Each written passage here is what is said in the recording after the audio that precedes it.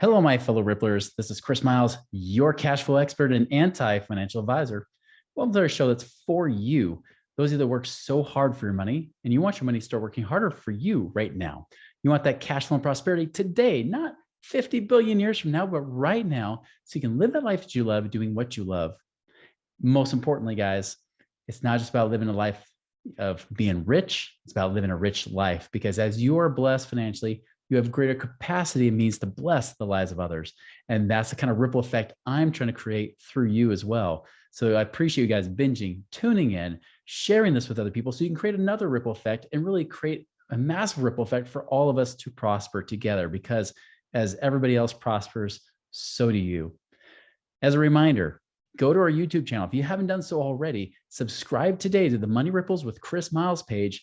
Man, we've got so many cool videos, including some video shorts, little tidbits and snippets you can get honestly, if you're like me and you don't know how to use TikTok, hey, you can follow us on TikTok, but I don't know how to get there. YouTube's another great way to be able to get that access. So guys, go check that information now on the Money Ripples with Chris Miles page. Chris Miles was able to retire twice by the time he was 39 years old, but he's not content to just enjoy his own financial freedom and peace of mind. Chris wants you to have your own ripple effect so you can live free today.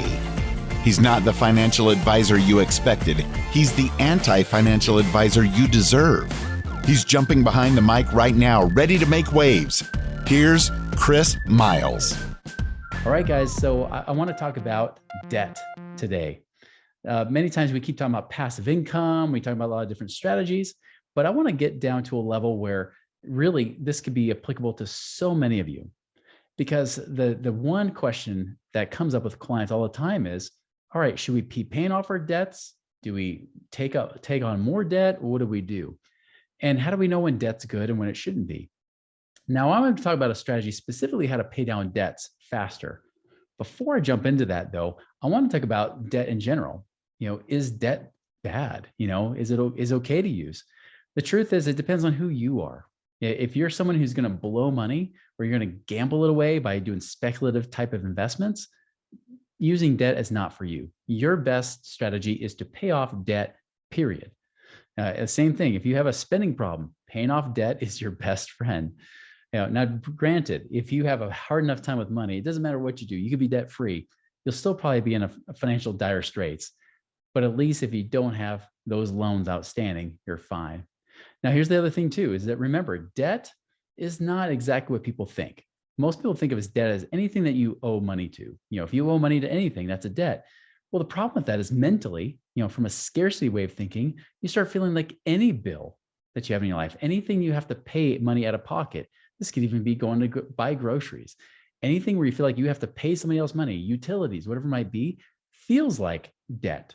And you feel trapped because you still have to spend money. Which, congratulations, that's something that will be with you your whole life. Even if you pay off all those loans, you still won't be expense free. So there's a difference between having expenses, which is money you do pay out, versus, when we talk about debt, or I like to say loans or liabilities from a rich dad, poor dad standpoint, that's great. But how do we pay it off? What is it we do, or when should we pay it off and when should we not? I created a little formula because if you know my story, the last recession, when I got hit so hard, I went from financially independent to being in debt over $1 million. Now, that didn't happen just because I was living La Vida Loca. Now, I wasn't starving, right? I wasn't starving when I was getting into debt. The problem is that I was racking up a lot of business debt. I was racking up personal debt because I was trying to make up for the lack of cash flow coming into my life, because I was in the hole $15,000, $16,000 a month. Unfortunately, I caught it after several months of that leaking happening. This is why one of the number one things I tell you to do when it comes to preventing money leaks is to start tracking your money. Really start to use that. Whether you use tools like an Excel spreadsheet, you're using an envelope system, you're using Mint, whatever you're using, QuickBooks for your business, all of those things are great because you want to make sure you're being a wise steward of managing your money. If you're doing that, then talking about debt and these strategies can become easier. It can become more simple to be able to determine whether you should keep it or not. Now, I'm going to share something with you. This is something I've actually shared with my own clientele. And really, I want to share it with you right now, is what I was able to figure out because I'll tell you in 2008, when I was in that debt hole, it was hard. I mean, I was drowning. I didn't know what to do. I was running out of money and I was trying to figure out, do I invest it or do I pay off debt? How do I know which one to do? And I remember I was up late at night. I was playing cash flow, the cash flow game, like Robert Kiyosaki comes out with cash flow 202 specifically. There's a lot more pitfalls, a lot more things that can go wrong. And I recognized some key things. And I realized that if I want to get out of the rat race, debt was part of it. Do I pay off a debt or invest it? Well, I created a basic index that I used in that game that helped me win it faster, that I was able to apply in my real life. And this is how I was able to dig out of a $1 million plus debt hole. Wasn't easy. It wasn't overnight. You got to understand. I mean, 2007 is when I realized I was falling fast. And I was trying to stop and slow the leak gradually through 2008 into 2009. Finally, was able to start paying things back around the end of 2009, but it was rough, and it took me until 2016 or so really to get beyond that. And so it was not an easy battle, but using this index, what I call the cash flow index, is what got me to do it. This is what got me through those times. And really, I will tell you, made all the difference in my life. So let me share that with you right now. So I tell people, don't fear debt, right? I got my nice little picture of Dave Ramsey cutting up his credit cards. Don't fear debt. That's scarcity. Scarcity drives money out of your life. You need more of an abundant mentality. To have abundance, you cannot have fear. Fear, doubt, worry, greed, impatience, all those emotions are emotions of scarcity, and they drive away money. They actually cost you money and cost you some really bad decisions that you want to stay away from. But do respect debt. And when I'm referring to debt, I'm talking about from the more general perspective, what people call it. We would call this liabilities or loans. So I'm going to call this loans from here forward. But I say, don't fear it. Just like don't fear the reaper, don't fear debt, don't fear these loans, but you do need to respect them because we want to make sure they're done wisely. So here's what we talk about here. I talk about two different types of loans here. And let's just say you only have 5,000 bucks and you have two loans you have to decide between. You have to prioritize. Which one do I do? One's $5,000 at 4%. Let's say it's a car loan that you pay $500 a month. The other is a $5,000 credit card at 18% that you're paying $100 a month. Now, if you were Dave Ramsey, which one would you pick? Not to mention, what would most people tell you to pick? They'd say pick the 18%, right? Get rid of that sucker. Pay off the 18% loan, get rid of it, and then focus on the next one, which is the 4% loan. I'm going to challenge that and say, do the opposite. In fact, I'm going to tell you to ignore the interest rate. Because here's what I learned. From a practical standpoint, the interest rate, although it's a factor, it's not the leading factor of whether you should be paying off a debt or not. Really what it is looking at how does that affect your month-to-month cash flow. Remember, freeing up cash, having more passive income, cash flow creates options. And when you have more options, you have more freedom. Well, if we pay off that credit card, like we're saying, we free up $100 a month. Great. But here's the thing. If you knew that the next month was going to happen and there's going to either be an unexpected expense that's going to happen or your income is going to drop a little bit, which one do you want to pay off now? If you knew you're going to have some tight cash flow, do you want to pay off the one that's only $100 a month or the one that's going to cost you $500 a month? Common sense, hands down, will tell you $500 a month. By the way, most entrepreneurs and business owners will say, a lot of times they'll just say, well, from a common sense standpoint, I'm going for $500 a month because I know it's like to have up and down months. I know it's like to have that. And you're right. The safest bet, the most conservative, safest thing you can do is pay off the $500 a month loan, regardless of the interest rate. In fact, the interest rate for banks really just smoke screens. They're really used to manipulate your human behavior to do what they want you to do. Of course, they want you to pay off that credit card faster because it has no collateral. It's unsecured. It's riskier to them. Not necessarily to you, but to the bank, it's riskier because if you default on that, they could put a lien against you. They could send you to collections and all that kind of stuff. But at the end of the day, you're probably going to end up negotiating for 20, 25, 30% of the loan balance, right? So even if you had 5,000 you owed, you might be negotiating with them for $1,000 or so to pay that sucker off. That's the thing. Yeah, it's not worth it to them. That's why they put the higher interest rate. But if the payment is still lower, the safest thing you can do is pay off the car loan free that cash up because that $500 a month you have gives you more flexibility, gives you more options. You could turn around and still apply it to that credit card and pay it off fast anyways. But the great thing is this, because we know that life doesn't work perfectly. Our life is never meant to be in a calculator. To have that $500 a month, that choice. So if income drops for some reason or expenses go up for some reason, you only have to keep paying $100 a month versus paying that $500 a month. That's the key. That's where it gives you flexibility and options, and then you feel more free. The great thing is I've watched people pay off debt faster doing this way than just trying to go for the lowest balance or going for the highest interest rate type of loan. This is the key. So cash flow index, how do you calculate it? It's this. You take that amount owed, you divide it by the minimum monthly payment, and that gives you the cash flow index. So notice that $5,000 owed, and that's at $500 a month. That index is a 10. By the way, if it's less than a 40, you want to put some priority towards paying it off or refinancing it if there's a refinance option possible.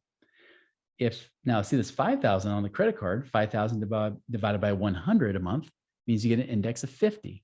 The higher the number, the more we don't want to pay it off. The lowest number you want to pay off first. That's the key with the cash flow index. So where the one on the left is an index of 10 versus the one on the right is an index of 50, it's 5 times more effective or 5 times more cash flow to pay off the one on the left. That's the cash flow index. The lower the number you pay off first. So don't go for the highest interest rate. Don't necessarily go for the lowest balance. Go for the lowest cash flow index loan that you have. And remember, go off the minimum monthly payment, not what you're paying, but actually what they're requiring you to pay. Because what I'm going to recommend is you can use the same snowball method that people use where you put everything to pay off one loan and then put it towards the next. I'm going to recommend doing the same kind of strategy, but what you're going to do is, again, go for the lowest cash flow index loan. Now, what if there's a tie? If there's a tie, guess what? Now we go for the highest interest rate. Then it makes sense. Go for that. They're really close to being the same number. Go for the highest interest rate. But normally we go for the lowest one first, then roll it into the next one, and then roll it to the next one. And we keep going. Now, once I get above 40, then I start questioning it. Here's the other thing. If this is a mortgage, car loan, student loan, things that have fixed payments, first, if they're low interest, I wait till they get below a 20 before I pay them off. So even if you see one, maybe you have a student loan that's at 30, you may not want to pay it off yet. We may want to hold off, especially if it has a really low interest rate. Same thing with car loans. I wait till they get below a 20 before I work on paying them off. Why? Because I know I can keep making a lot more money than that interest rate. And especially with compounding interest, I can make a killing above and beyond when I'm paying on this stuff. So remember, there's always an opportunity cost. You're always paying interest, whether you pay interest to a bank or to some company that has a loan on you, or if you use all your cash and that cash is gone out of your life because you paid off that debt or that loan. Well, now that cash has an opportunity cost where it's not earning you any interest either. So you have to kind of weigh it out. So when I see these low interest loans, I wait till it gets below a 20. That would be just like, same example, except let's just say that the amount that you owe on this car loan is $10,000 divided by the 500 means it's an index of 20. Okay, I'm going to start considering it. Why? Because I know if I invest $10,000, I could make $1,000 or so a year, or maybe $100 a month off that. But I can make $500 a month by paying off that loan. We actually had a client recently where this came into play. We even looked at refinancing their mortgage. We got the mortgage to be a higher index. By the way, you want your mortgage to be a 30-year fixed, and you want it to be over a 200 on the cash flow index. I've seen many cases where their index is much lower, and we say, ooh, we may want to refinance this to a new term. And yeah, I might extend it out. But the great thing is that freed up cash flow, one, it does give you some more freedom now. Two, it also allows you to put that money to better production, better use. Because if you're only paying, even if it's 4.5+% on your mortgage, like the rates have skyrocketed lately, okay, that's 4.5%. I'm probably writing off my taxes anyways on that interest. And I can make a lot more than 4.5% doing just about anything. Heck, inflation is more than 4.5%. Understand that if inflation's 8.5%, the loan rate's at 4.5%, you're earning 4% a year on that interest right? That interest actually is not costing you money. It's actually making you money. So that's why I'm saying if it's a fixed interest type of payment, student loans, car loans, mortgages, things like that, I wait till they get below a 20 before we worry about paying them off. Also, if it's those kind of loans where if you pay them down, the payment still remains the same, do not put extra money towards your loans. Instead, just build that money up in savings till you have more than enough to pay off that loan. Key tip as well to go along with that. Do not use every dollar you have in savings to pay off these loans. You want to make sure you keep a good, decent amount of cash reserves that you don't touch, and then use the remainder to pay off these loans. Every time I've used all my cash savings to pay off a particular loan, even if it felt great paying off that loan, something will come up. Something will happen in your finances that you will need that money back, and the bank will say, we're not giving you the money back. Why? You paid it to us. It's gone. So do not do that. Do not use every last cent to pay off your loans. Leave a good buffer of savings in addition to the money you're using to do that. But remember, again, if it's a fixed, a very slow interest, fixed payment type of loan, like a mortgage, student loan, car loan, those kind of type of loans that you will get there, do not add extra money to those payments. Do not add extra money to pay down those loans because your payment will remain the same. You get no benefit, no extra cash flow for doing that. The best thing you do is build up in the savings account on the side. And when you have more than enough to pay off that balance, because eventually you're paying down the balance and your savings goes up, eventually when it's more than enough, boom, tack it, pay it off, and the payment's gone all at once. Pay it off with just one check. Now, going back to this, I want to show you, just a kind of visual representation for those that are very visual. If it's, I show in a danger zone of 50, really, I like to say below 40. If it's below 40, then I want to be more aggressive paying off, especially credit cards and things like that. You'll notice sometimes even 0% credit cards have the worst cash flow index. It's not about the interest rate. It's about the terms of the payment. So if it gets below that, especially if it's a higher interest, we pay those off.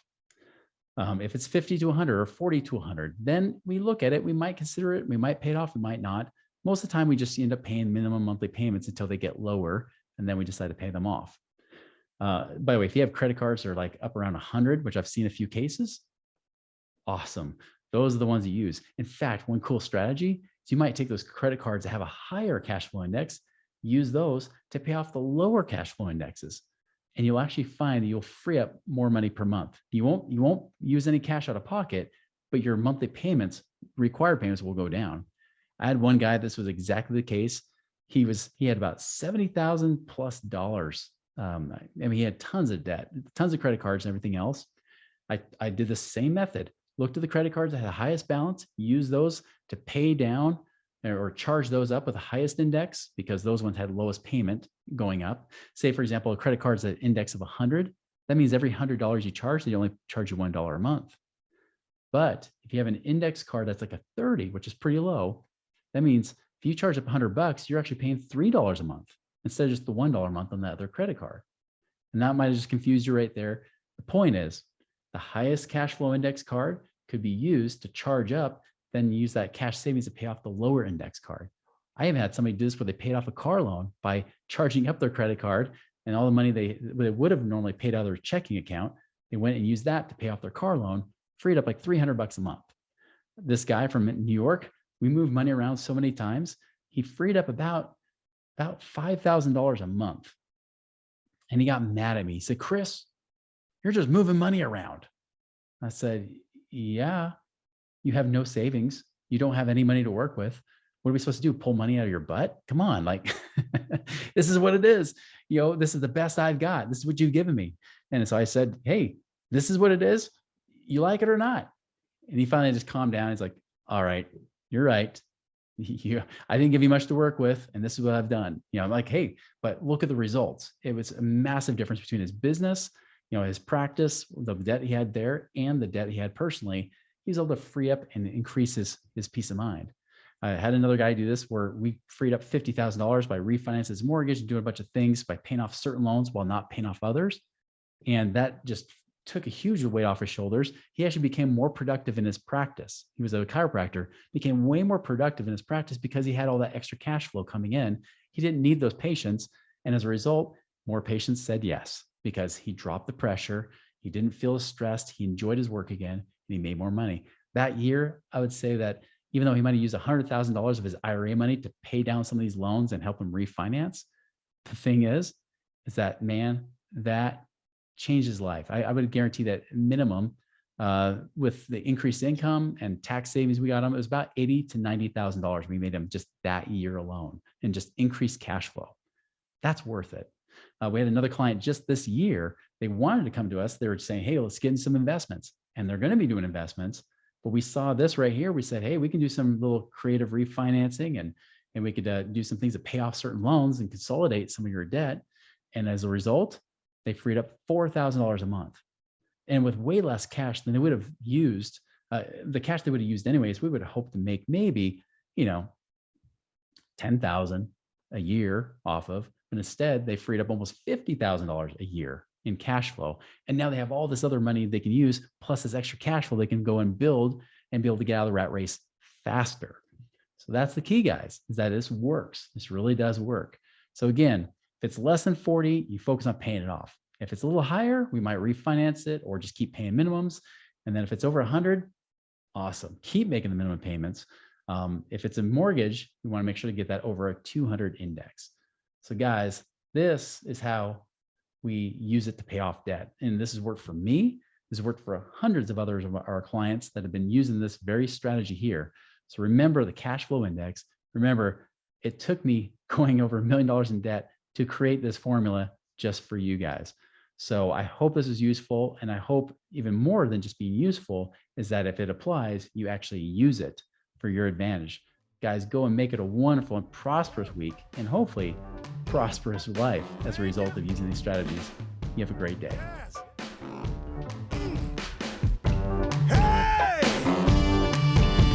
Visit us online at moneyripples.com for more resources to help you fix money leaks and get your money working harder for you now.